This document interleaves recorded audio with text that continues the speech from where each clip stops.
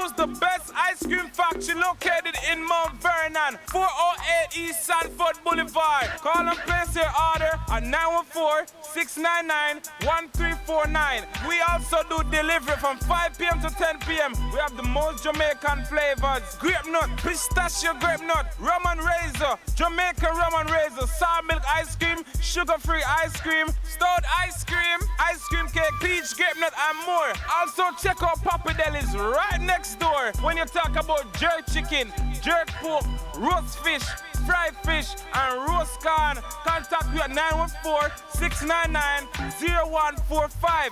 Also check out our juice bar with our smoothies, boosters, mash, and therapy juices. 408 East Sanford Boulevard. Ice cream, jerk chicken, roast fish and corn, and over them again. Plead my cause, oh Jah. I don't know Julex I represent for Linkage Radio. 104.5 FM. A deaf. It's a winding track. You'll never be on the right track until you move along with me. Though the road may be rough and the lonesome road. You are hungry, come to Cooler Runnings Restaurant. Located at 1802 Nereid Avenue, corner of Wickham Avenue in the Bronx, we specialize in the best Jamaican and American cuisine, serving breakfast, lunch, and dinner. We are open 24 hours, 7 days a week. We offer free in-house delivery, minimum $20 purchase, and we also have Uber Eats. We do barbecue Thursdays, fish fry Fridays, and seafood Saturdays. For more information, give us a call for our address and menu, 718-324-7484. Once again, that's 718-324-7484. Cooler Runnings Restaurant, simply the best Jamaican food. Western Union is here for you. Available 24/7 every day. The Western Union app and website gives you the option of sending money from the comfort of your home straight to your loved ones. With Western Union, you can send money to banks in Jamaica, including Scotiabank, National Commercial Bank, First Global Bank, and more. Tell your receiver in Jamaica to register their bank account at the nearest Western Union location and receive funds directly into their bank accounts. Get fast and convenient service when you download the Western Union mobile app or go online at wu.com. For more information, visit wu.com or call 718-801-9370. That's 718-801-9370. Services may be provided by Western Union Financial Services Incorporated, NMLS number 906983, and or Western Union International Services LLC, NLMS number 906985, which are licensed as money transmitters by the New York State Department of Financial Services. See terms and conditions for details.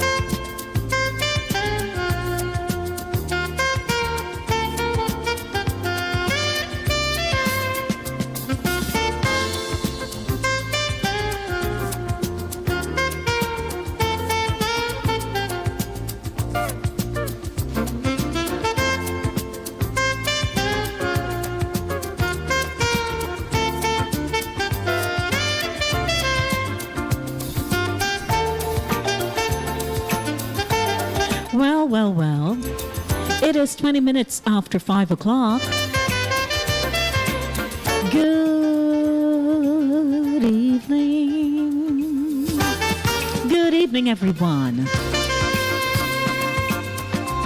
I am your host, producer, and presenter, Lady D. Denise Gomez. Welcome to Inside the Zone with Lady D. That's my initial D, the letter D.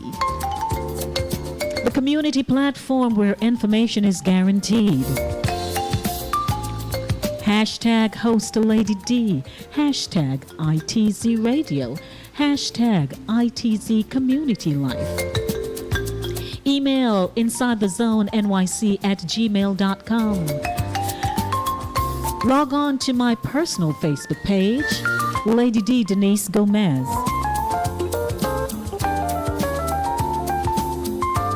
And on Facebook, Inside the Zone, Instagram, Lady D Denise Gomez.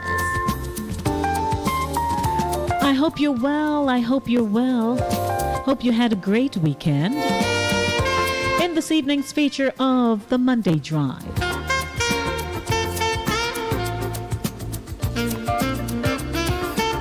The Monday Beat, chasing the Monday blues out of here. Voices, intellectual voice that has everyone talking. Music Zone. Music. It is my Jazz Monday today. Nothing but jazz. The segment A Jamaica Ting.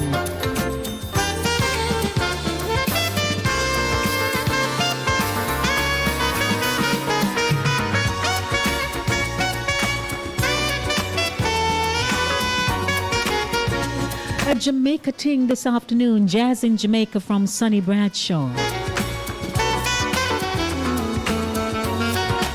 Our telephone number is 914-600-4228, 914-600-4228.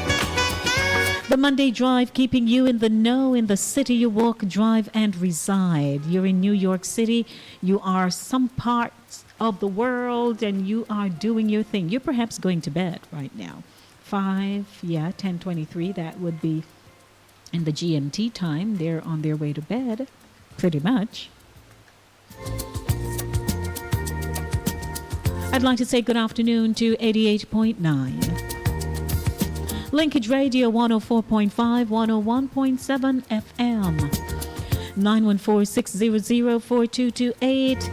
At 23 minutes after 5 o'clock, you all must be wondering, what happened to Lady D? I keep hearing the track over and over and over, and I'm wondering what's going on with her.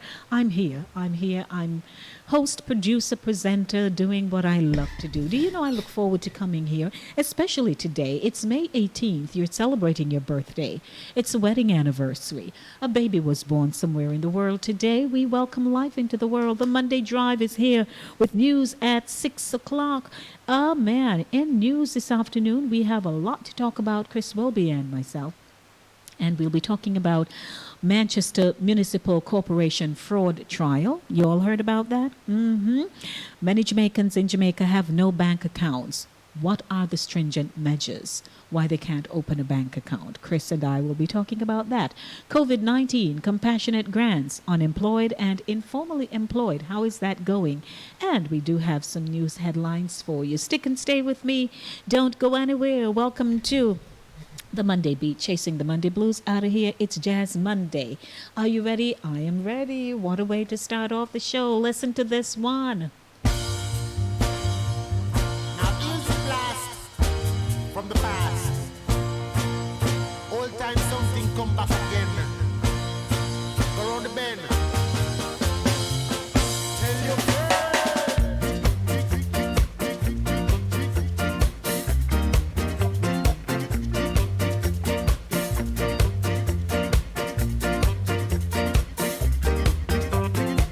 Monkey Man.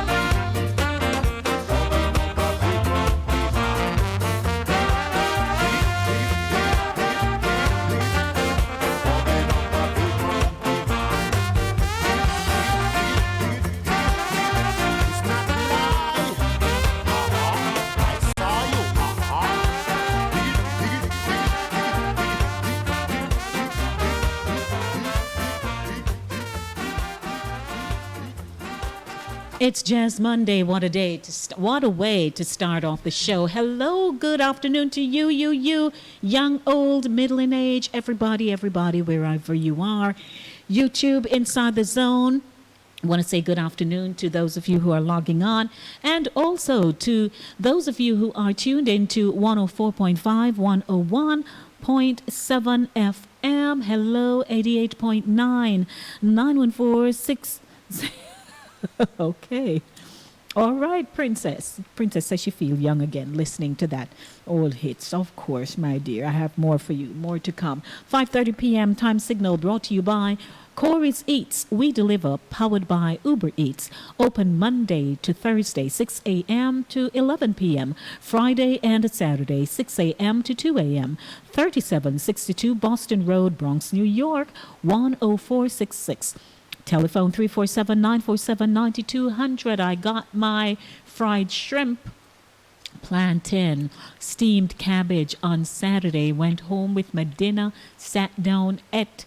Well, you asked why I didn't cook. I didn't cook because I was out all day, and I can understand sometimes why the lines are so long to get into KFC. I don't eat fast food, but to get into KFC and so on.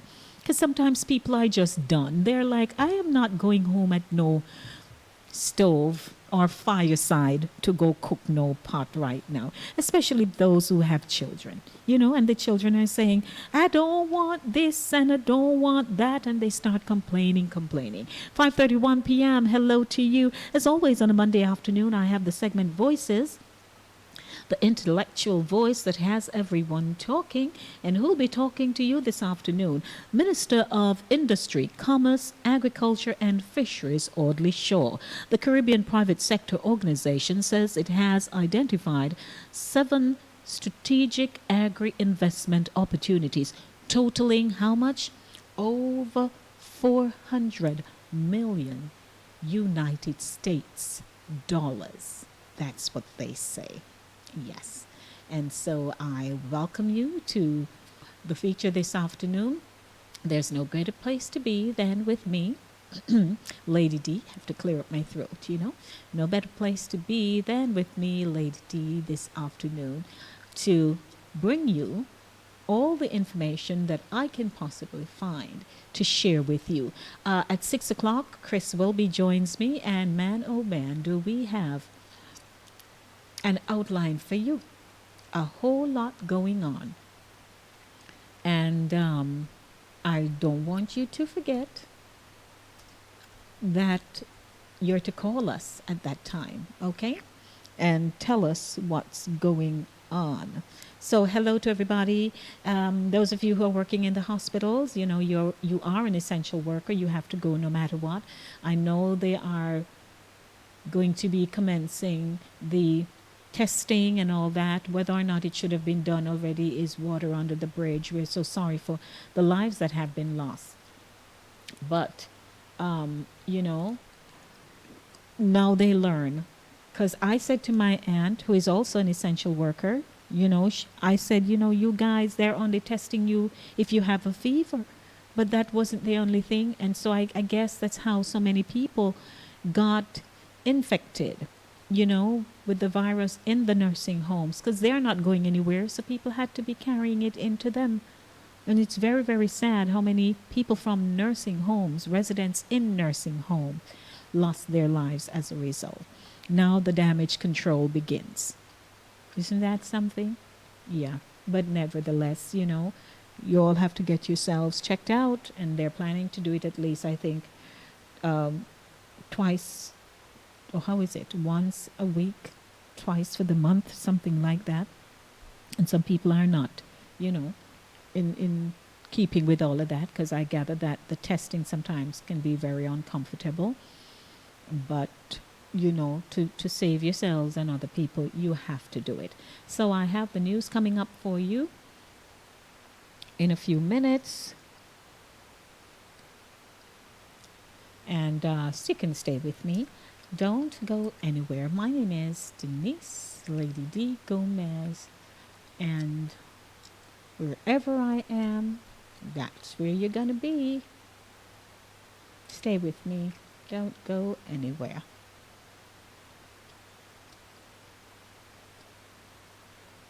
All right, I'll be right back. Stay with me. Don't go anywhere.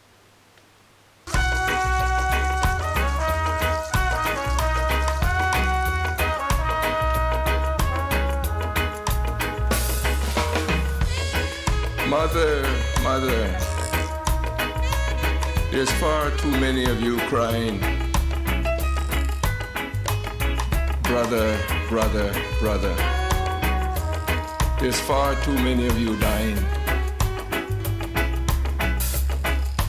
You know we've got to find a way.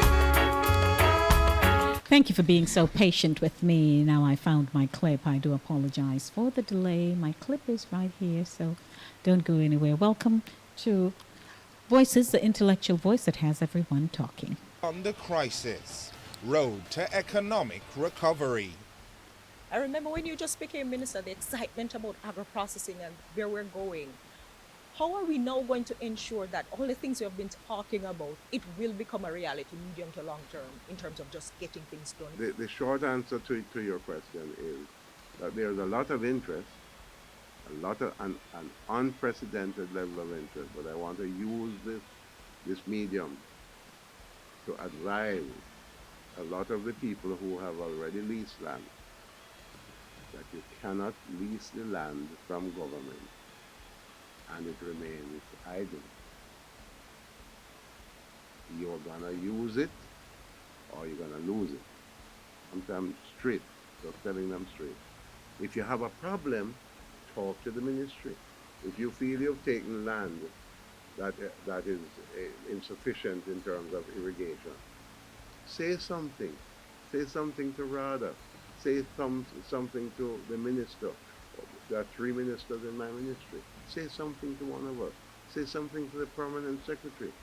Because constantly we are seeking to find new ways, working with the National Irrigation Commission, to satisfy the specific needs of farmers out there.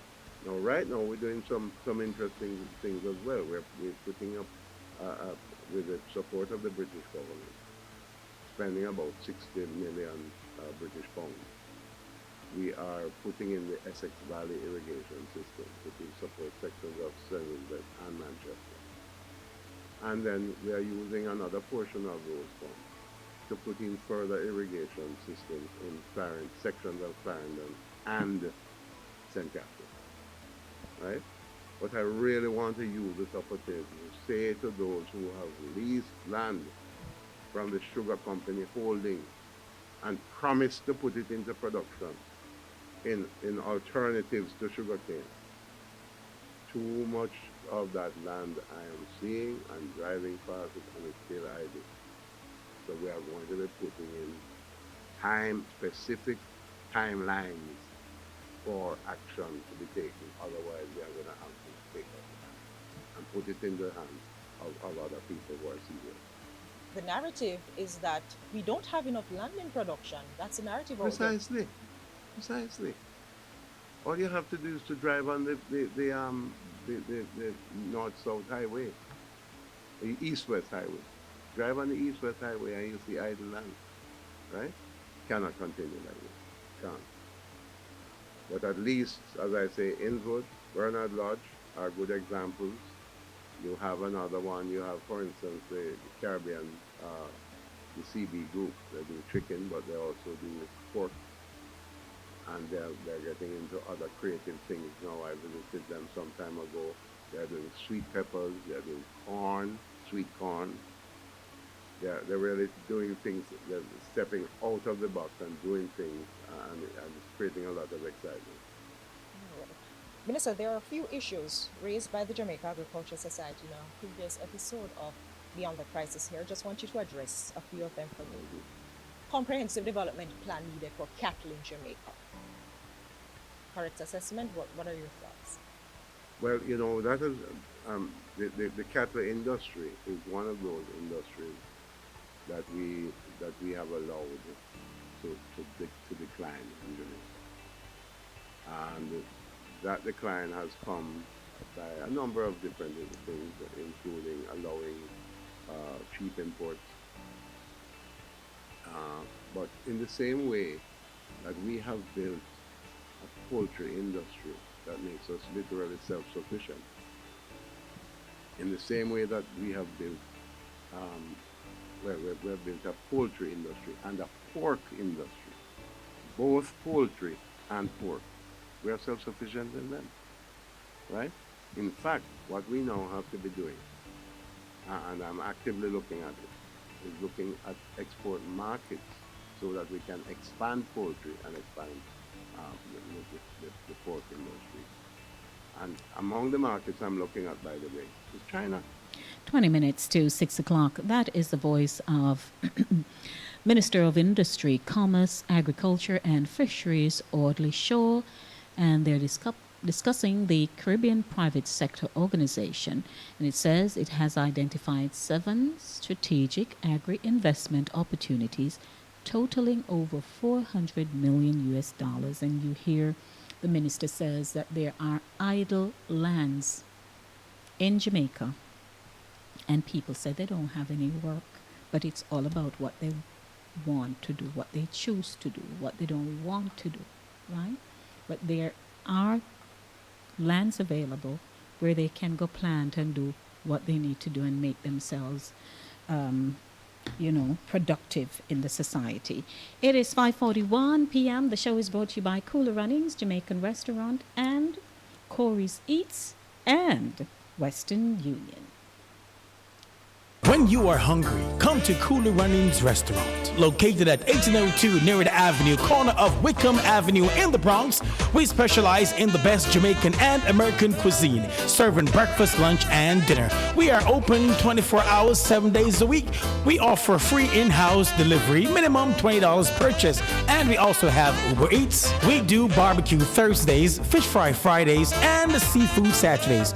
For more information, give us a call for our address and menu, 718-324-7484. Once again, that's 718-324-7484. Cooler Runnings Restaurant, simply the best Jamaican food. Western Union is here for you. Available 24/7 every day. The Western Union app and website gives you the option of sending money from the comfort of your home straight to your loved ones. With Western Union, you can send money to banks in Jamaica, including Scotiabank, National Commercial Bank, First Global Bank, and more. Tell your receiver in Jamaica to register their bank account at the nearest Western Union location and receive funds directly into their bank accounts. Get fast and convenient service when you download the Western Union mobile app or go online at wu.com. For more information, visit wu.com or call 718-801-9370. That's 718-801-9370. Services may be provided by Western Union Financial Services Incorporated, NMLS number 906983, and or Western Union International Services LLC, NLMS number 906985, which are licensed as money transmitters by the New York State Department of Financial Services. See terms and conditions for details. Corey's Eats. Have you heard about the red velvet waffle, the waffle sandwich, cinnamon waffle, blueberry waffle, banana nut waffle, Oreo, Belgium, chocolate chip, cheesecake waffle? If you haven't, you need to stop by 3762 Boston Road. Ask for Corey and say, hey, Lady D sent me, and they will take care of you. Fried chicken, curry chicken, shrimp and fries, rasta pasta, pastries, and more. 347-947-9200, 3762 Boston Road. Have you stopped by yet? You need to do so ASAP. 5:43 p.m. Linkage Radio 104.5, 101.7. 88.9. Today is the Monday Drive, keeping you in the know in the city you walk, drive, and reside. Check out my hashtag, host Lady D, host ITZ Radio, host ITZ Community Life. That's what I'm talking about. Alrighty, let's get on with the show. And I promised you that today is Jazz Monday. I started it off with some great music, and I had people reminding themselves of when they were younger. Which means they're older. Pet and Chris. Chris Wilby joins me at 6 o'clock, and oh boy, are we going to be talking about the Manchester Municipal Corporation fraud trial. You heard about it? You all hear about this thing in Jamaica? Guilty, guilty, guilty, guilty, guilty, not guilty, not guilty. So 1, 2, 3, 5 found guilty, 2 found not guilty. What a thing. We'll be talking about that. Okay, so stick and stay with me. Got some more music and, of course, a Jamaica ting. What is the ting this afternoon? I didn't say THING, I said TING. Jazz in Jamaica from Sonny Bradshaw. Several years ago, Sonny Bradshaw had written an article and it was published in the Jamaica Gleaner. And it's about his take on the days of jazz. This was published back in August 22 of 2014. I'll share a little bit with you and then I'll take you back to some music. Sonny Bradshaw, the godfather of Jamaican jazz, wrote an article before he died in 2009 titled Black History All Jazzed Up. It ran in the Jamaica Gleaner during Black History Month on February 10, 2008. Because Sonny lived through so much Jamaican music history, I reprint his words of gold here. It says, jazz, classical black music, once taboo in Jamaica and referred to as devil music by the churches, was not to be played on Sundays. We had the popular music of North America and Europe played by what were called road bands in dancing halls like PORA, Prison Officers Relief Association, on Law Street, the Jamaica Success Club, 63 Upper Wildman Street, the Jubilee Tile Gardens, Upper King Street, the Foresters Hall, North Street, the Progressive Lawns, North and Church Streets, and later Bartley's Silver City on East Queen Street, all in what is now called downtown Kingston. But things and times changed along the way, and the same churches were having fundraising functions using the music of the day, a little jazz, now getting respectable, handed down from the north. Those same slave-oriented sounds coming out of the brothels in the Caribbean port of New Orleans in the USA. The black music was getting white, and the technology afforded more widespread dissemination and popularity in the black neighborhoods on the U.S. mainland and in islands like Jamaica. Now, bringing home records. But we in Jamaica, and we love, land we love, are a different lot in many ways, culturally and otherwise. So much later, and lots of water under the bridge, when the farm work project started, people like jazzman Clement Sir Coxsone Dodd spent a lot of his cotton-picking earnings to bring back records, 78 RPMs, of the music from Florida with the distinctive blues, as well as rhythm and blues sounds to play on his box, called a sound system. I tell you. In time, these sound systems moved from their local surrounding of Pound Road, now called Maxfield Avenue, did you know all of that, and South Racecourse, home of Lord Coos, and eventually took over the dancing halls everywhere, and not just in Kingston. The sound system began substituting to road bands as they could play very long hours without tiring, and the music was for both dancing and listening as they played what could be called jazz and blues. What a term. The jazz part really got respectable when band leader Milton McPherson promoted a 2-night concert at the Ward Theatre called Fashions in Jazz. I can't remember the year. But what gave jazz an extended popular music life was a series of jazz concerts, Carnegie Hall style, also at the Ward Theatre, devised by me and piano player, civil servant, land surveyor Lloyd Adams. We kept up this series from 1954 to 58 with no foreign act, just Jamaican music and artists. This sounds refreshing, doesn't it? It can be remembered that on the day of the first concert of the series, only one ticket was booked, by Jazz Love Dudley Ball. But at shutdown, the 900-seat Ward Theatre was bursting at its seams, including the Fowl Coupe Gallery. Jazz, the classical black music, was at the top of its game, later being included in Stephen and Dorothy Hill's Celebrity Concert Series, which first brought mostly white classical music, but later came international acts like the legendary Louis Armstrong, fantastic piano virtuoso young Oscar Peterson, breathtaking jazz singer Ella Fitzgerald, a new at the time sensation jazz singer Carmen McRae, who reportedly has Jamaican roots, and the top of the modern jazz singers, the divine Sarah Vaughan. These top acts could not be accommodated at the Ward Theatre alone. So, the new, stay with me. So,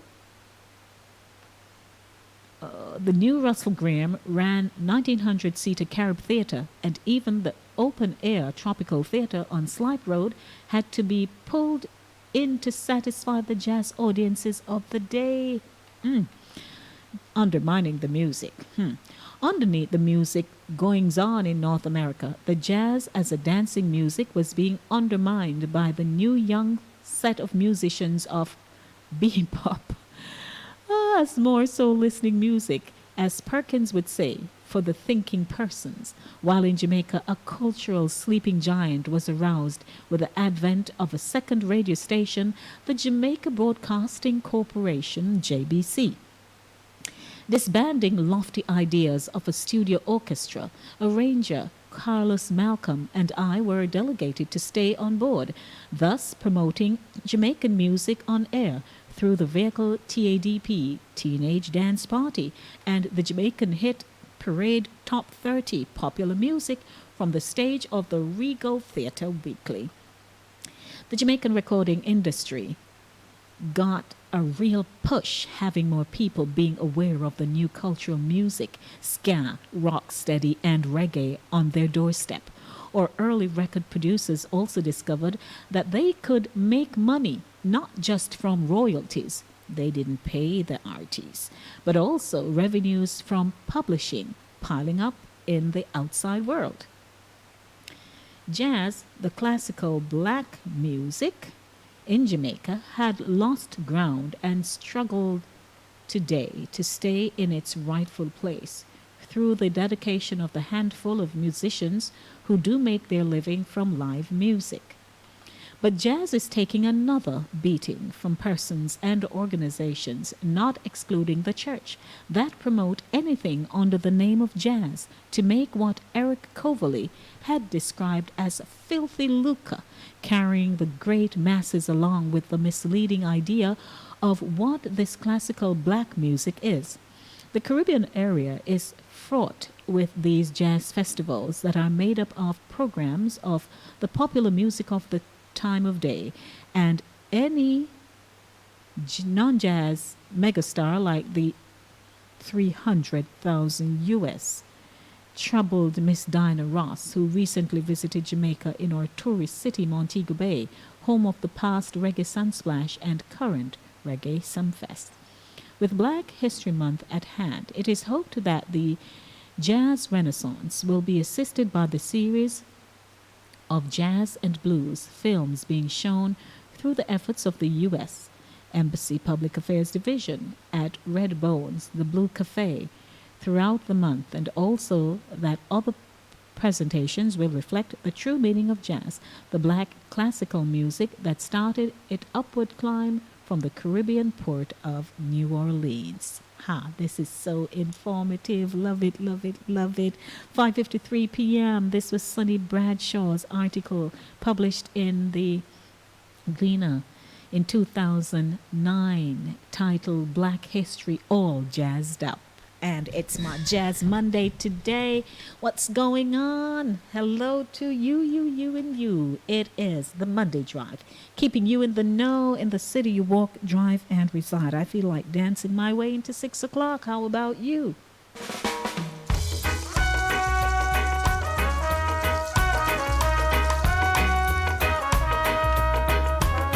Did I not ask you what's going on?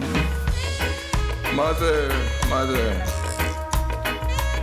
there's far too many of you crying. Brother, there's far too many of you dying. You know we've got to find a way to bring some loving here today.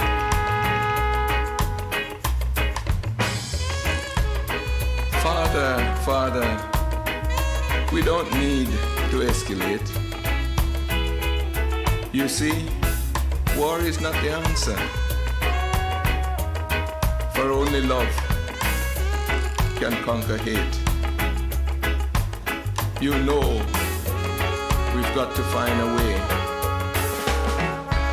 to bring some loving here today.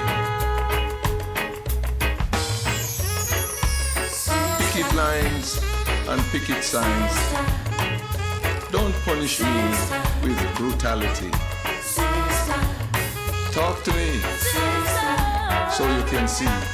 Oh, what's going on? What's going on? What's going on? What's going on? Mother, mother.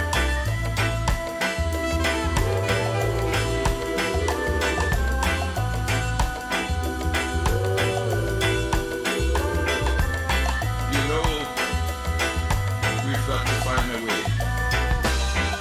Tell me what's going on.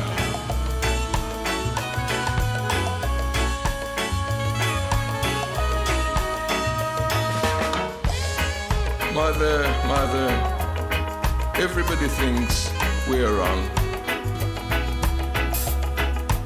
But who are they to judge us? Simply because our hair is long. You know, we've got to find a way to bring some understanding here today. Picket lines and picket signs. Don't punish me with brutality. Talk to me so you can see what's going on. What's going on? Tell me what's going on. I'll tell you what's going on.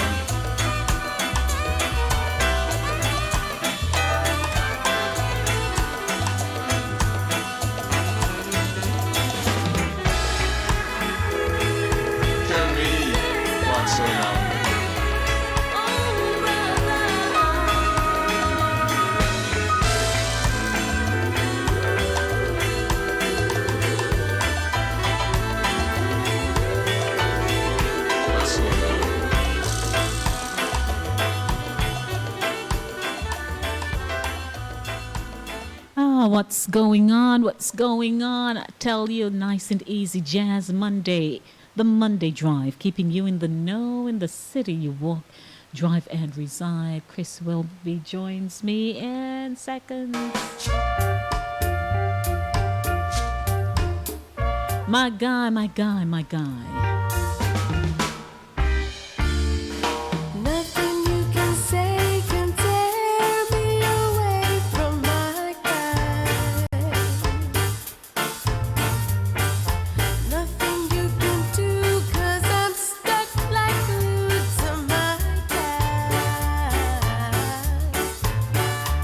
Good afternoon. Hello. Birds of a feather stick together. I'm telling you from the start, I can't be torn apart from my God. Nothing you can do to make me untrue to my God. My God. Nothing you could buy can make me tell a lie to my God.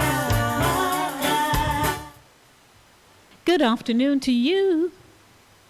Hello there. You know, Chris, you're hearing the tune I'm playing here. Yes, ma'am. All this stuff going on at this on a Monday evening now. I don't know why you choose to come in and break me song about my guy. You're kicking up rumpus. I read a really interesting and insightful article that Sonny Bradshaw had written back in 2009. Yeah, about jazz and downtown and the names of the streets at the time, and really, yeah, and how it all started, and how church people, Yes. They never wanted jazz, and no, we can't do without it in church. You hear? Forgive me. I know, and they just tell you music is music, but back then they didn't think so. Anyway, I know, right? we keep it moving. So how you do, Chris Wilby? We have to do our little. I am doing fine. Hanging in there under the circumstances. The COVID have us all away, but we'll get through it. Well, him have me going from work to home to church. Yeah. Yeah, because some of us have to go to assist with like production of live streaming and stuff. And some of us, our jobs are, essential because we are helping the needy. Yes. But other than that, I'm good and I'm glad to hear you. And all right. We're good to go. We have lots to talk about today.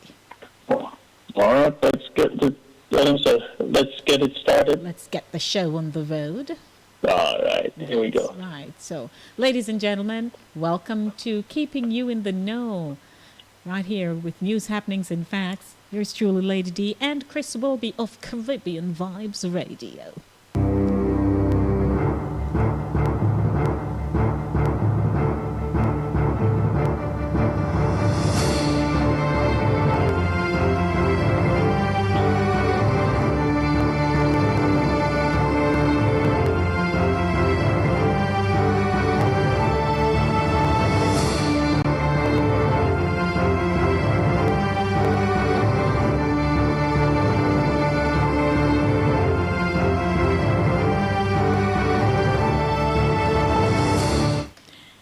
The Monday Drive is brought to you by Corey's Eats, 3762 Boston Road, Bronx, New York, Cooler Runnings, 1802 Nereid Avenue in the Bronx, and Western Union, moving money for better. Headlines this afternoon. So much to do, so little time, but we are queued and ready to go.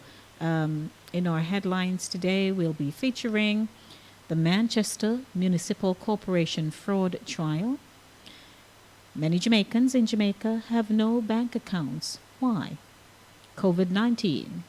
Compassionate grants for unemployed and informally employed. How is that going? And news headlines.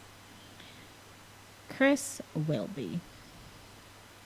Yes, Lady D, once again, I want to say thank you very much for having me. Good afternoon to all the listeners tuning in. Here's hoping we'll have a very robust discussion this afternoon. We are looking forward to having you participate in our discussion as usual. Where do we start, Lady D? Let's see. FID targets assets after 5 convicted in $400 million million Manchester municipal fraud trial. I'm going to take that one, and then we can discuss it later on. Right.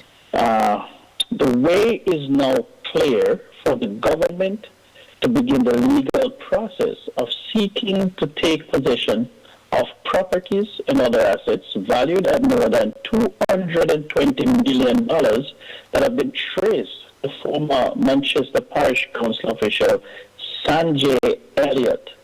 The Manchester Parish Council has since been renamed the Manchester Municipal Corporation, the MMC.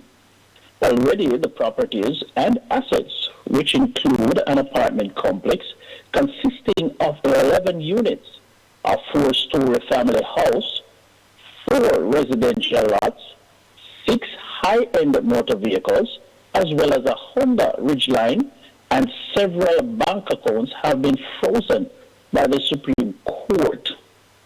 He, Mr. Elliott, is going to lose everything, one law enforcement source predicted. Elliott, the former deputy superintendent in charge of roads and works, was one of 3 former MMC officials who were found guilty in the Manchester Parish Court for their roles in a scheme used to defraud the local government authority of approximately $400 million. The other ex-officials are David Harris, former secretary manager and finance director, and Kendall Roberts, former temporary works overseer. Elliott's wife, Tasha Gay, and his personal friend, Dwayne Simmons, were also convicted for their involvement in the scheme, which involved the creation of dozens of fictitious payment vouchers in the names of friends and associates of the former local government official. His mother, Myrtle Elliott, and bank teller Radcliffe McLean were freed of all charges by Senior Parish Judge Anne-Marie Granger, who presided over the case. Elliott's father, Eduardo, who also arrested and charged in connection with the fraudulent scheme, was freed earlier this year. After the verdicts were announced, an attorney for the Financial Investigation Division, the FID of the Finance Ministry, immediately alerted Granger that on July 27th, when she is scheduled to hand down sentence, the agency will request that all 5 convicts be committed to the Supreme Court. Quote, "We are putting it on record that we intend on the date of sentencing to make application that the convicted parties be committed to the circuit court for the hearing of a forfeiture order and a precautionary penalty order," end quote, the attorney said. Yesterday's verdict marked the end of what is believed to be the largest fraud case in Jamaica's history involving a municipal authority. The closely watched case made a national headlines in June 2016 after Sanjay Elliott and siblings were arrested in a series of early morning raids conducted by the major organized crime and anti-corruption agency, MOCA. The raids marked the culmination of a major corruption probe, which also included the FID. Granger underlined evidence led by prosecutors Patrice Hickson and Shanna Ormsby, which detailed how dozens of checks drawn on the account of the MMC were made payable to friends of Sanjay Elliott and persons previously employed to the municipality for work that were never done. As an example, she pointed to WhatsApp messages between Sanjay Elliott and Roberts. WhatsApp messages show that Mr. Sanjay Elliott sent the name Tyrone to WhatsApp handler Kendall on October 21st, 2015, also on November 4, 2015. Payment vouchers and checks were generated in the name of Tyrone Merchant shortly after. Mr. Roberts signed the contractor invoices verifying that works were done when Mr. Tyrone Merchant told the court that he would have not done any works to be the beneficiary of these checks. The judge noted 2 other witnesses, Melissa McFarlane and Natasha Heron, testified to that they cashed dozens of checks drawn in their names on the account of the MMC and turned over the monies to Sanjay Elliott or siblings. In the case of Heron, she gave evidence that she cashed about 40 checks. Sometimes, she said, she would cash checks every day. The judge recounted of Heron's testimony during the trial. The revelation led Granger to describe both women as accomplices. She made no inquiries of Mr. Elliott as to why she wasn't cashing checks when she did not work for the Manchester Parish Council. She never caused any work to be done. She was never employed by the council, and she submitted no document in the form of an invoice to the Manchester Parish Council in relation to work. In finding Tasha Gay Elliott guilty, Granger pointed to evidence of the quote-unquote lifestyle she and her husband enjoyed. The evidence is that over an 8-day span in May 2016, Mr. Elliott had expended more than $1.5 million on luxury items, she said. It's the court's findings that this was right before her eyes. She was a part of it, enjoying it. She must have become suspicious that there was some criminal conduct of some involved. At the minimum, the court believes that if she didn't know, she deliberately shut her eyes to the obvious or refrained from inquiring because she suspected the truth but didn't want her suspicion justified. All 5 convicts were offered bail until the date of sentencing. Alrighty, let's go to another headline. Welcome, ladies and gentlemen. You're just joining us, aren't you? I'd like to say hello to you. Those who are tuning in via our YouTube channel, good afternoon. I saw Paul, I saw Yvette, I saw Hortense, I saw Julie, and there are other people who are viewing, but they are not inside the chat room. So I'd like to say hello to you. 104.5, 101.7, 88.9. Welcome to the segment we call Keeping You in the Know with News, Happenings, and Facts. Here is a headline for you this afternoon in our news segment, ladies and gentlemen.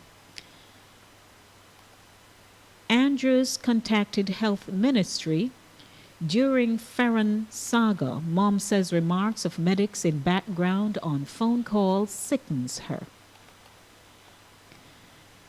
There's a surprising revelation as investigations continue into the controversial death of Jodian Ferron.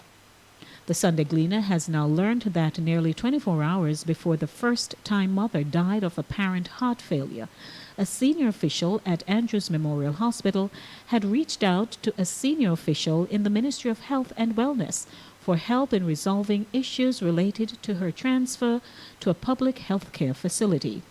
Permanent Secretary in the Ministry, Dunstan Bryan, yesterday confirmed that amid the crisis they were in, the management of Andrews Memorial had telephoned him around 11:30 p.m. on April 23 to see if he could facilitate their engagement with Victoria Jubilee Hospital, VJH. He acknowledged that the late-night call was related to the transfer of the patient because of the issues Andrews Memorial was faced with, but declined to go into details of the talks, citing the ongoing criminal and administrative probes into the matter.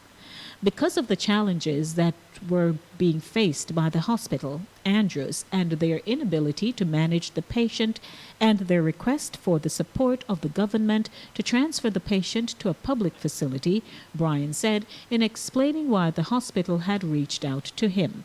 However, the permanent secretary insisted that his intervention was limited to VJH and advised to a senior medical officer, SMO, there to follow the protocols for the transfer of patients. He, the SMO, said he would have dealt with the matter, and you know now from the outcome in the public domain, the public hospital did not have the ability to receive the patient.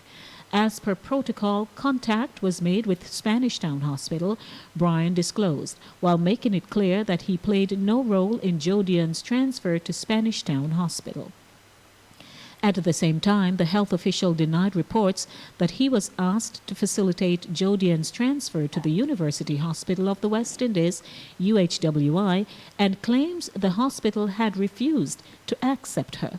Quote, I have no authority to give instructions to them, UHWI and VJH, administratively. Further, I have no authority to give clinical instruction. I can only provide facilitation, the permanent secretary explained. So when I was contacted by Andrews Memorial, it was to facilitate the transfer of the patient to the Victoria Jubilee Hospital. I specifically told the management at Andrews that I would speak to the VJH hospital management, and based on that, the hospital management would work with their clinical team to see what would happen, Brian insisted. Pressed on the issue, Brian said he did not know why his interaction with Andrews Memorial would need to be made public. I am an administrator. This is a clinical matter, but it needs to be made public. Go right ahead, he told the Sunday Gleaner. When contacted, Caroline Hay, attorney for Andrews Memorial, declined to discuss the issues raised in the telephone conversation between her client and the permanent secretary because of the ongoing investigations, but said the management of the hospital was willing to speak publicly on the incident and has something very important to say. She also gave the assurance that Andrews Memorial is cooperating with anybody who has the authority to ask questions, and we want to see the natural outcome of reasonable and prudent investigations. They are following my advice. I am accepting responsibility for why they are not speaking because I am telling them that they are in the middle of investigations from every corner, Hay told the Sunday Gleaner. Jodian was admitted to the privately operated Andrews Memorial on April 23 for delivery. According to reports, a decision was taken for her to be transported to a public hospital after it was perceived that she was displaying symptoms of the dreaded coronavirus. She reportedly died on the floor in an intensive care unit at UHWI shortly after 10 p.m. on April 24.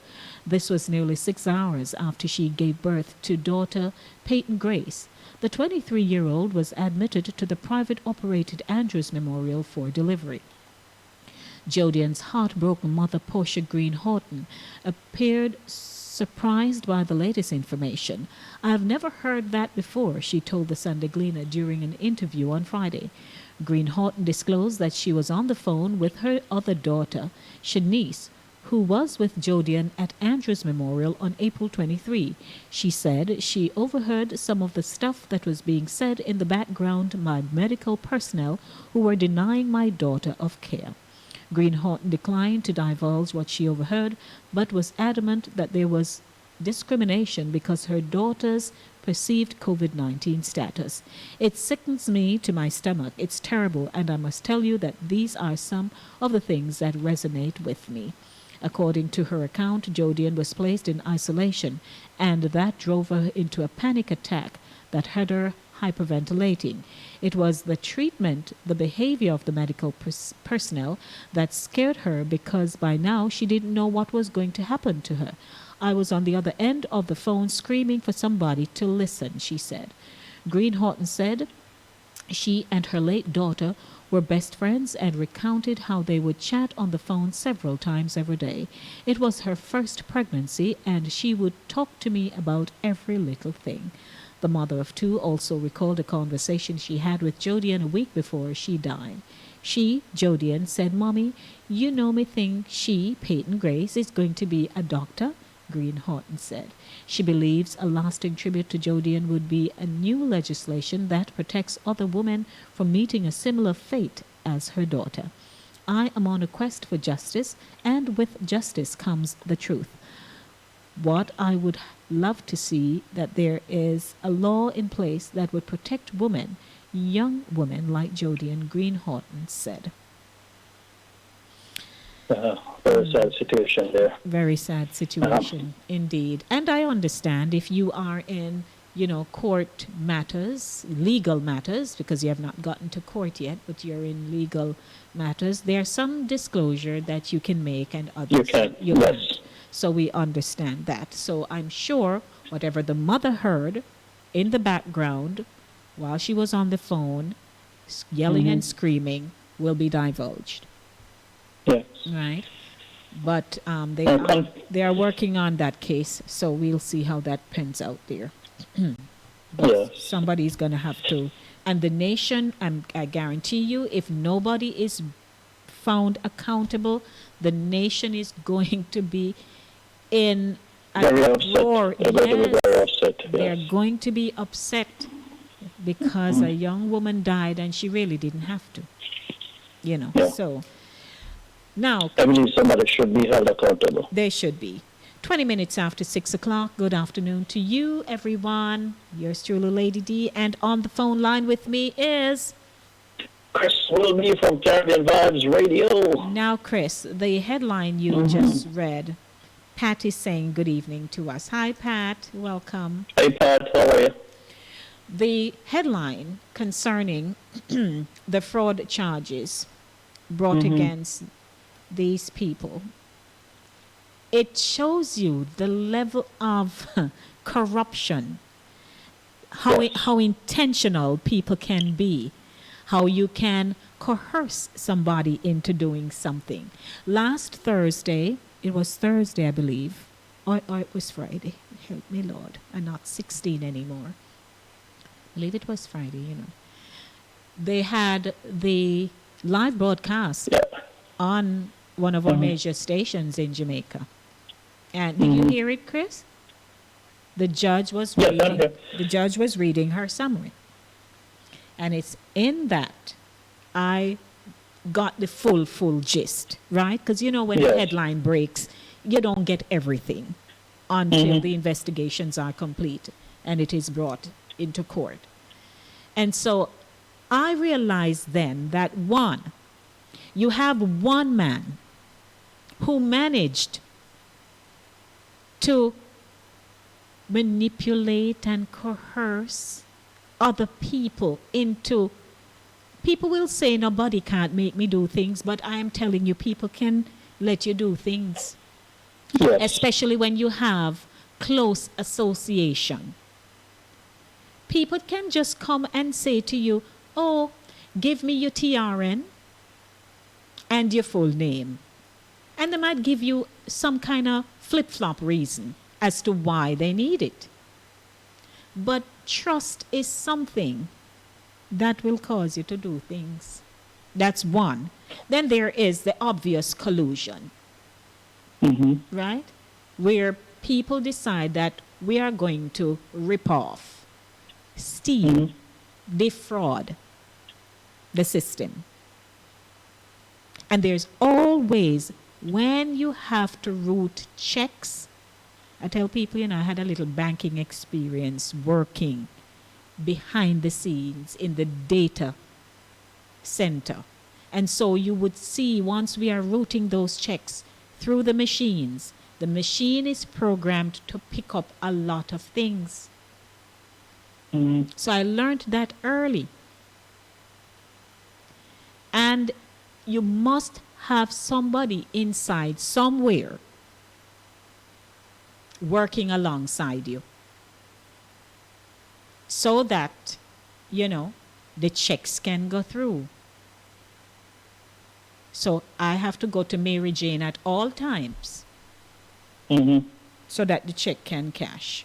If I don't do any work and I'm getting checks in my name left, right, and center, all kind of stuff, alleged that I don't know anything about them.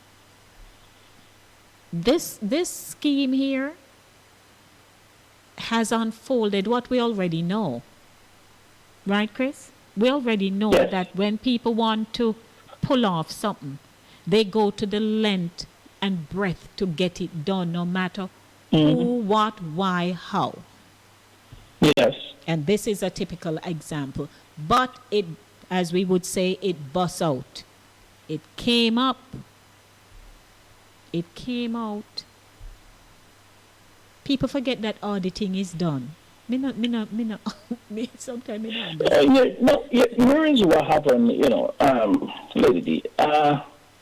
You have people who believe that they are smart, and they believe that because they weren't doing this with the intention of getting caught.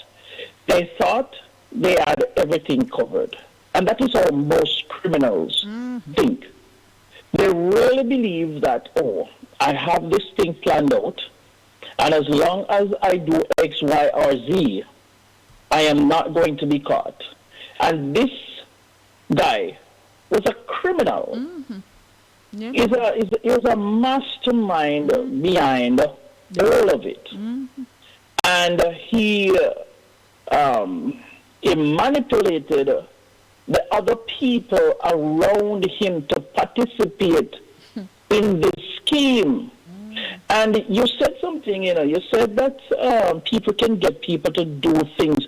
When you are in a position of authority, influence, people look up to you. Yes, people look up to you. And sometimes people are afraid to say no. Yeah. For more than one reason. Not only are they afraid because of they don't want to be involved in a criminal enterprise or a criminal activity. They just feel like, I can't say no to this guy because he's in authority and he's, that feeling of superiority, they feel that you're superior to them, so they're just not going to tell you no. And because of that, these guys know. Mm-hmm. And they use that influence, which is very sad.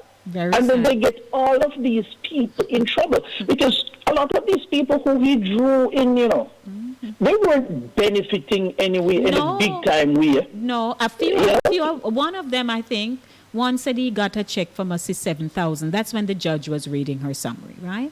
Yeah. He was just using them. It's not no money. Somebody had once said, if they are going to have to be brought into justice because they embezzled, it has to be a significant sum. But most, it can't be. If you're going to be rewriting my name on checks, and I'm going to have to get one of those checks.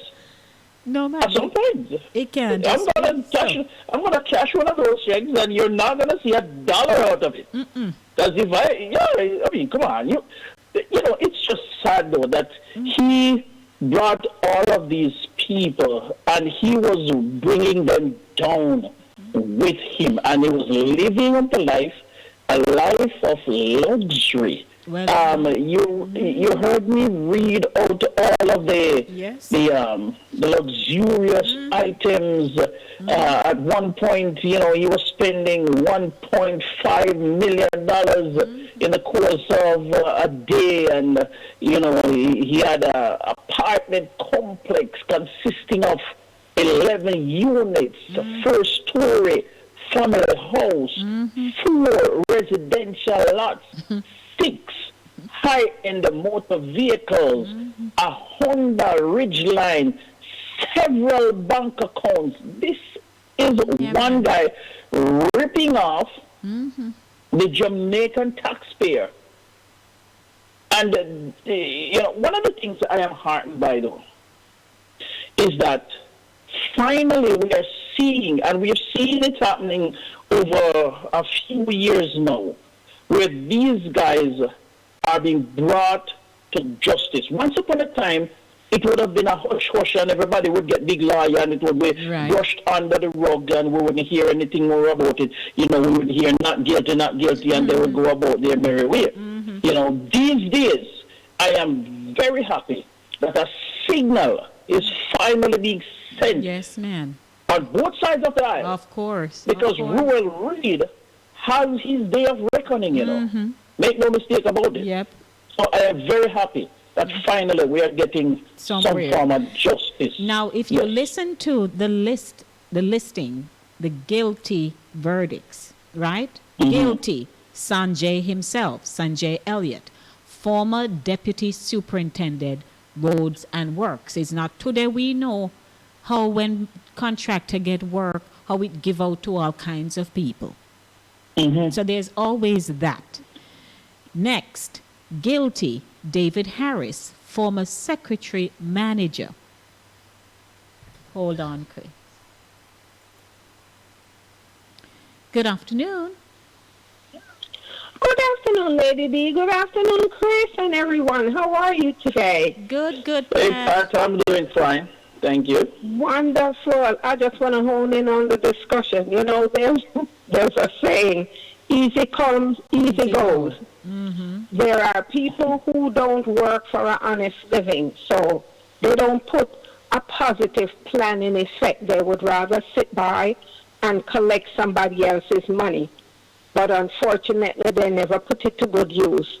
But anything that you get too easy, you have to pay a price for it. And it's just unfortunate that all those other persons who were underneath this individual, you know, had to go down. It's about time that people take responsibility for themselves and for their actions, because it's not everything that looks so easy. It's easy. There's going to be a trick to it, and there's got to be a price to pay. So it's unfortunate that they're going to have to pay this price by going to prison for a few pittance, a mere pittance of dollars. I mean, that makes no sense, but they're not the only ones. There are so many others out here today who are in the same predicament. Yes. You know, it's about time people open up their eyes. Our people are very brilliant. But if they would use that brilliance into something productive, can you imagine what a world Jamaica would be like?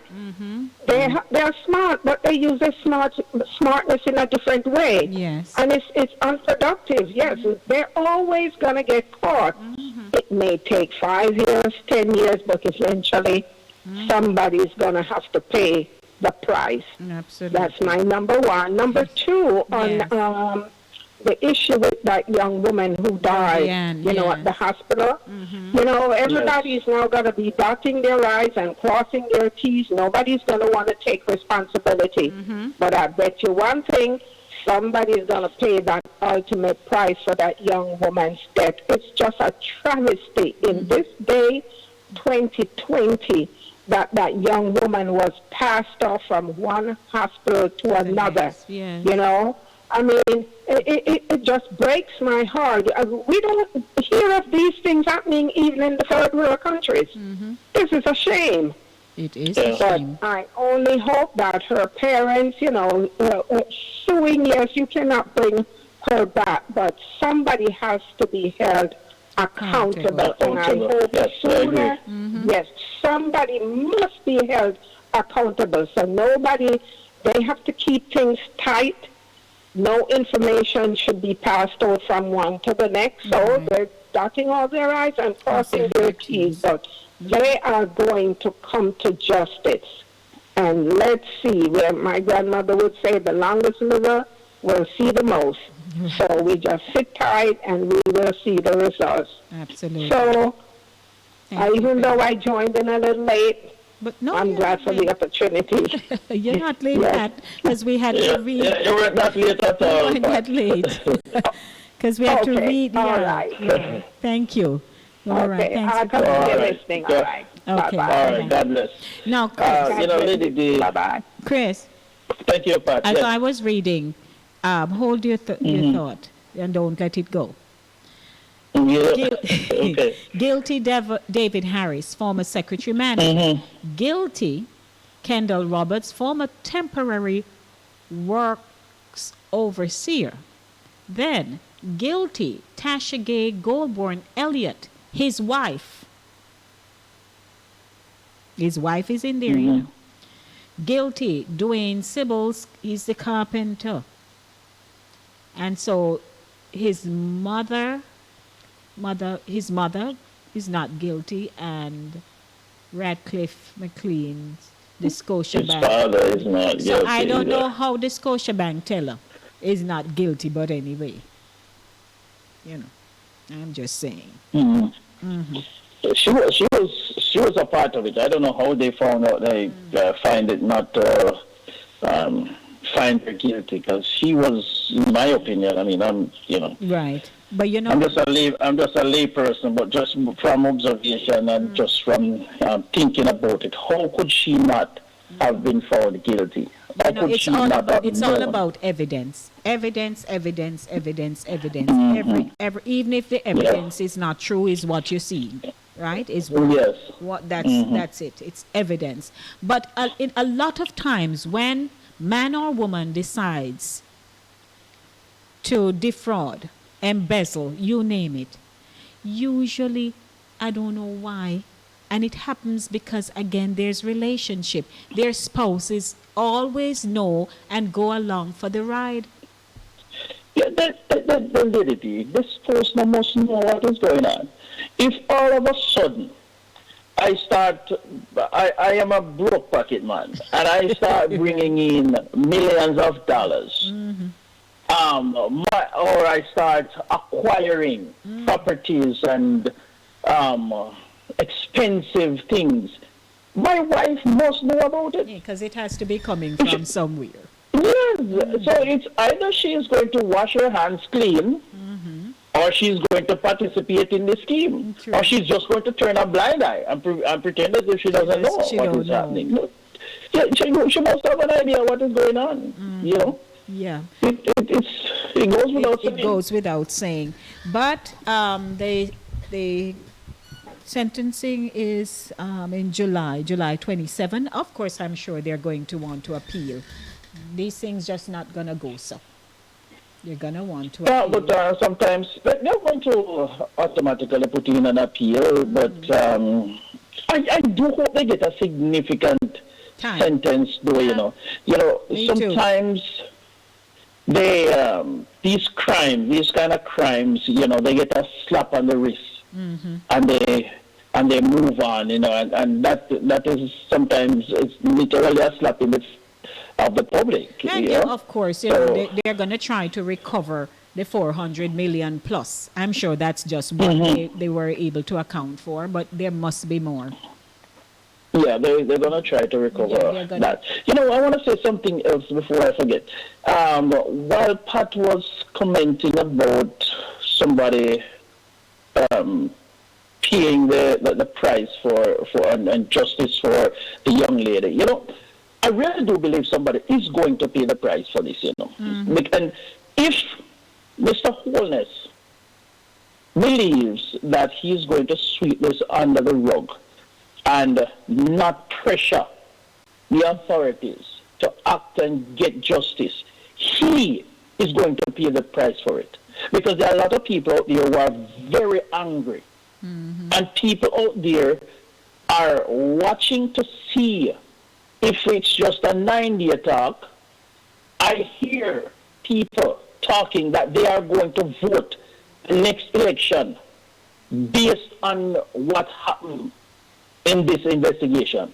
So I would encourage the government to make sure that an outcome that is favorable to the parents, you know, is in the works. Because trust me, people are angry, people are upset, and we don't want this to be just another 9-day talk and then we move on to something else. Right. Because right now most people aren't even talking about it anymore. And there you go. And the Jodian, And it's not even 9 years yet. The Jodian since issue. we started talking about it. Right, and the Jodian issue is still fresh and the investigation is still ongoing. So they're saddled with two major crises on their hands.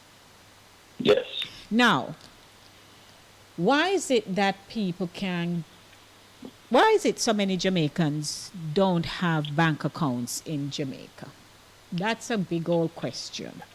Very good question. That is being asked. But before we ask that question, I'll take a quick break. Good afternoon. Welcome to all of you, to Inside the Zone with Lady D, Denise Gomez. Today is the Monday Drive, keeping you in the know in the city you walk, drive, and reside. And you're in the segment keeping you in the know with news, happenings, and facts. We take a quick commercial break. Stay with me. Don't go anywhere. You are hungry? Come to Cooler Runnings Restaurant, located at 1802 Nereida Avenue, corner of Wickham Avenue in the Bronx. We specialize in the best Jamaican and American cuisine, serving breakfast, lunch, and dinner. We are open 24 hours, 7 days a week. We offer free in-house delivery, minimum $20 purchase, and we also have Uber Eats. We do barbecue Thursdays, fish fry Fridays, and seafood Saturdays. For more information, give us a call for our address and menu. 718-324-7484. Once again, that's 718-324-7484. Cooler Runnings Restaurant. Simply the best Jamaican food. Western Union is here for you. Available 24/7 every day. The Western Union app and website gives you the option of sending money from the comfort of your home straight to your loved ones. With Western Union, you can send money to banks in Jamaica, including Scotiabank, National Commercial Bank, First Global Bank, and more. Tell your receiver in Jamaica to register their bank account at the nearest Western Union location and receive funds directly into their bank accounts. Get fast and convenient service when you download the Western Union mobile app or go online at wu.com. For more information, visit wu.com or call 718-801-9370. That's 718-801-9370. Services may be provided by Western Union Financial Services Incorporated, NMLS number 906983, and or Western Union International Services LLC, NLMS number 906985, which are licensed as money transmitters by the New York State Department of Financial Services. See terms and conditions for details. Welcome back, ladies and gentlemen, to Inside the Zone with Lady D. We have a call online. Good afternoon to you. Hello.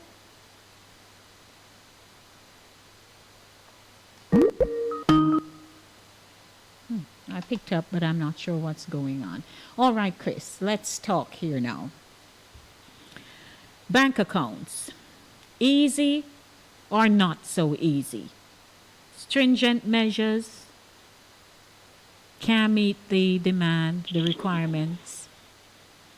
I am only a farmer. I only can provide you with X to open a bank account, but you know, you require Y, and I really don't have it. Why is this thing not?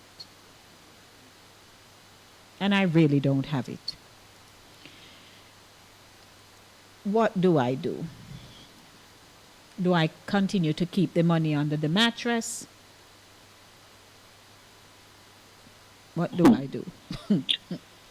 A very good question. And, you know, this question came about Lady D, and just to inform the audience, we were watching Jamaica and what is unfolding right across Jamaica. Good afternoon. Good afternoon, Lady D. How are you? Hey there, my dear Gloria. I'm good. Good afternoon, Mr. Wilby. I think we cut off Mr. Wilby. Oh, boy. We bumped Mr. Wilby off, but he'll call back. Okay, you know why the country is so run down, the hospitals, the schools, and everything, because a lot of those people that they put in charge just go in there and line their pockets.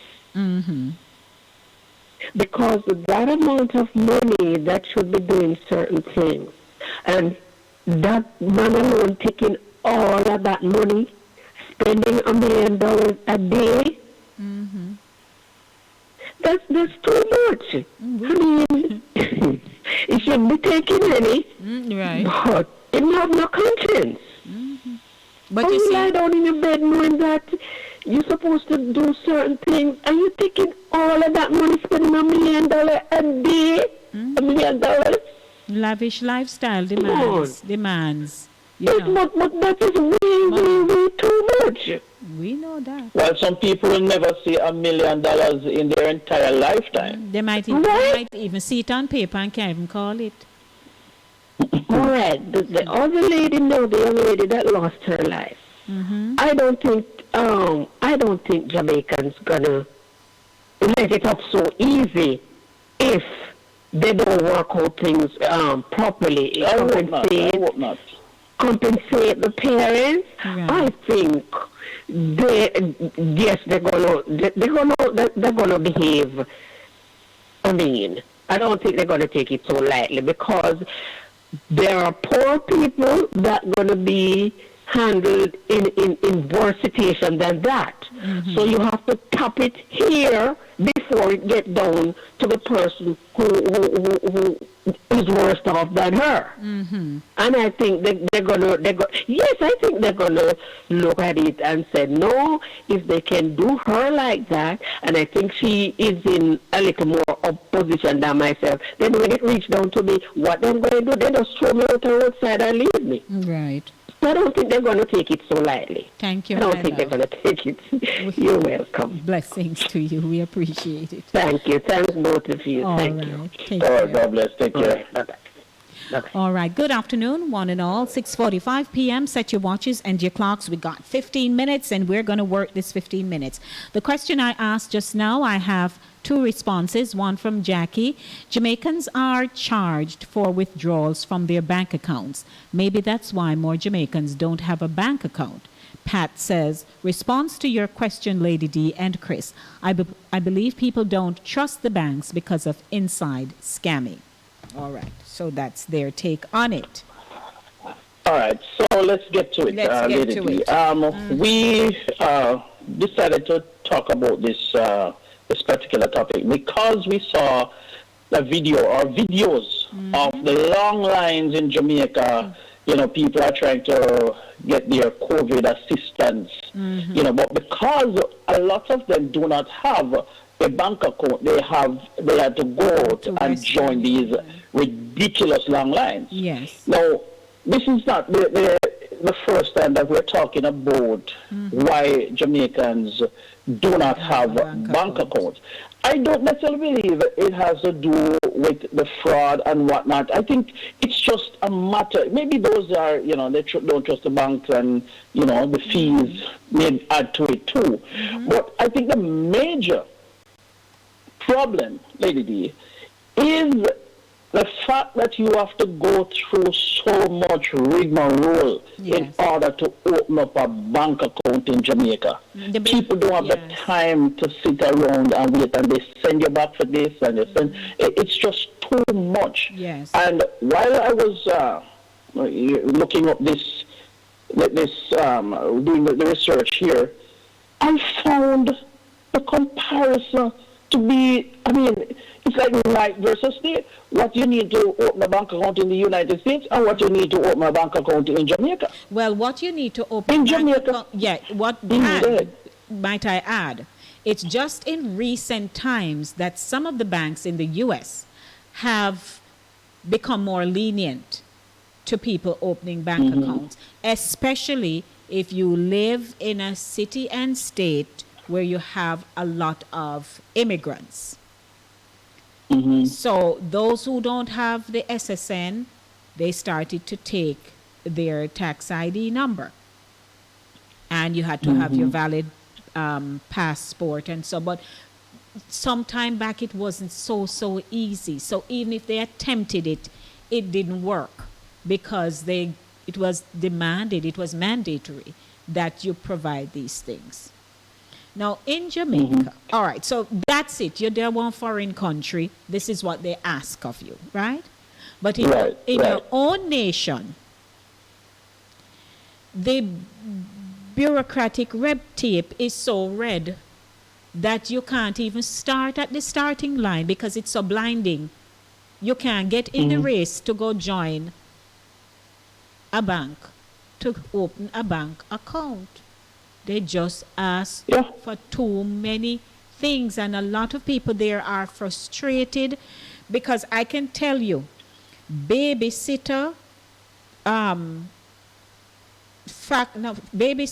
carpenter, plumber, household help. You see those people? When everybody else flashing, at least when I lived there and understood the culture and had people who would be my household help and so on and them kind of something, they would save their money more than the ones who are getting checks with enough numbers on it.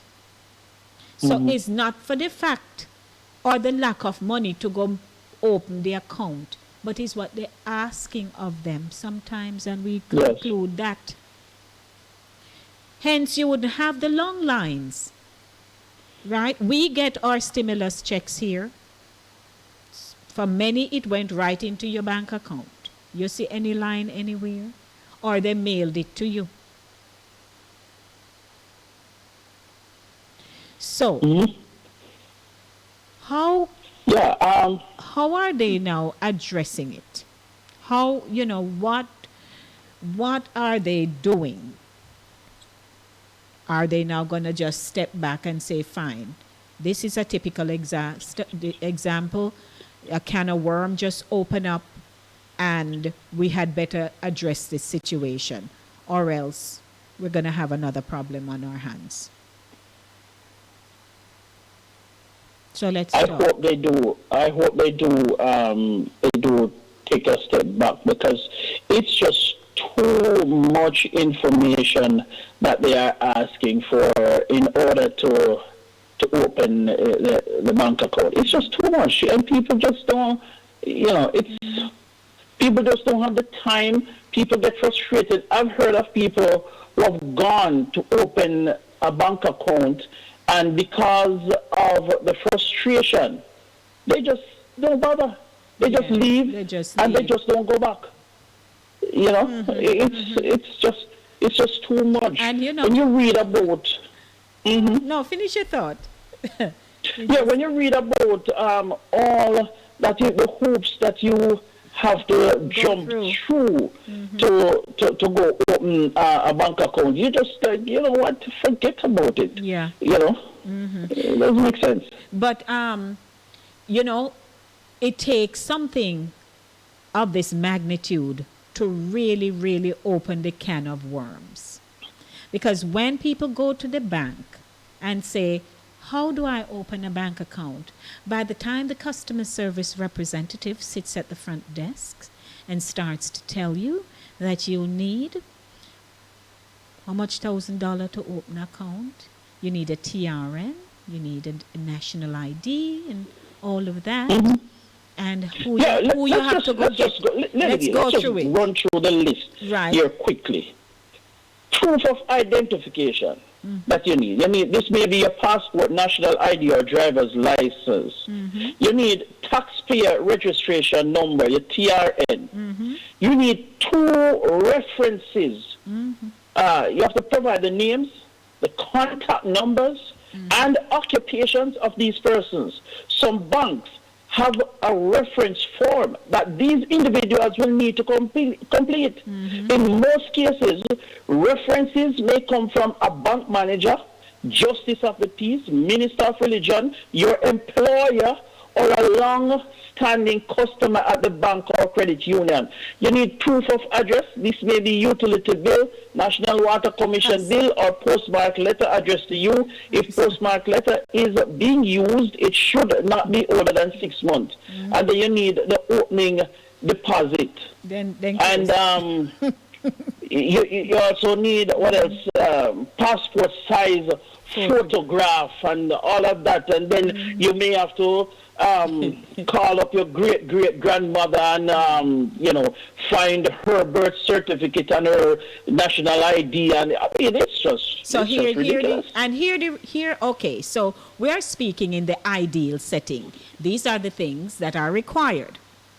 Now, as to what obtains in people's daily lives, right? You do know, so we have to hash it out evenly. You do know that there are people who are not paying no light bill. They're not paying a light bill because unscrupulous acts, they don't pay the light bill, right? That's one. Number 2, there are those, even if they had, whether it's a landline or a cell phone, they run up the bill and can't pay it. And so they've not been able to take out no more phone bill. They can't take out no phone nowhere because their names are already down on record that they owe money and you need to pay it off before you can apply. So there are those scenarios, right? So if they start to grumble that, boy, me go to the bank and them say, is because, have no evidence to show that you're an existing customer with these places. So you have that too. So while it might not be told to us that, publicly in print and electronic media that it's because so and so why these people don't have no bank account. Because I am telling you, it's not because they don't have the money to open the bank account. Now, while some don't have the money to, because I lived in Jamaica longer, while they don't have the money, while they don't have the ID, they might have the money. They don't have the letters to support, but they have the money. And it stipulates these are the requirements. So how do you encourage somebody now? The government and all these agencies cannot now get themselves so involved in people's daily lives to say, well, you need to stop running up bill so that you can go get a phone. So you have a phone bill, you need to stop and go get proper light, put in meter, and all those things. A lot of them out there are just living like that. But even if you can't get a job, you can't get a bank account if you don't have a job. That's one of the things. But Chris, all right. You don't have a job. Again, we're trying to hash out this something. If I don't have a job, all right, maybe somebody give me your money, right? And I want to go open a bank account. But if they ask you if you're working and you say no, how me not think they're going to take you to open a bank account? Because there needs to be that in and of itself is ridiculous. In the United States, you don't have to be working to open a bank account. I know of a lot of people who are here and they're not working and they have an account. It shouldn't be a requirement for you to have to be working in order to have an account. I just don't think that should be. Boy, me no know. Me may be looking at it because I understand the hardship of not having job. Been there, done it. I understand it. I know of somebody who live here and was busy doing different little stuff till they end up with one check because the people who she was doing the little stuff with didn't know that she never have her stuff. So they write up this big check, right? She got to the bank. She got to the bank the first time. It looked like the teller, when look at the passport, didn't realize it's a Jamaican passport. So the teller pushed through the check because she think maybe it's a U.S. passport, not paying attention. So she said, oh, good. So they would take my passport and the check. She went back the second time, and it's when she goes up, and this teller now says, oh, no, we can't cash the check with this, right? And she says, hold on. She went and she get a supervisor. So, method to every madness. Here is the supervisor who comes over now and says, come with me. It is in a foreign here, Come with me. And so they worked their magic. They only asked her where she lived. She said she lived wherever. They say, you have a rental agreement. Luckily, she had one. She said, yes. She said, that's all right. When was the last agreement, right? He said, fine, they'll take it. They said, do you have a passport? Which was obvious. Yes, I have passport. And she didn't have no tax ID or nothing like that. So it works. I'm telling you, it varies from bank to bank, personnel to personnel, no matter what. But I hear you, Lady D, and I agree with you that there are certain protocols that must be followed, and there are laws in place, and that govern different banks and stuff. But I'm speaking generally.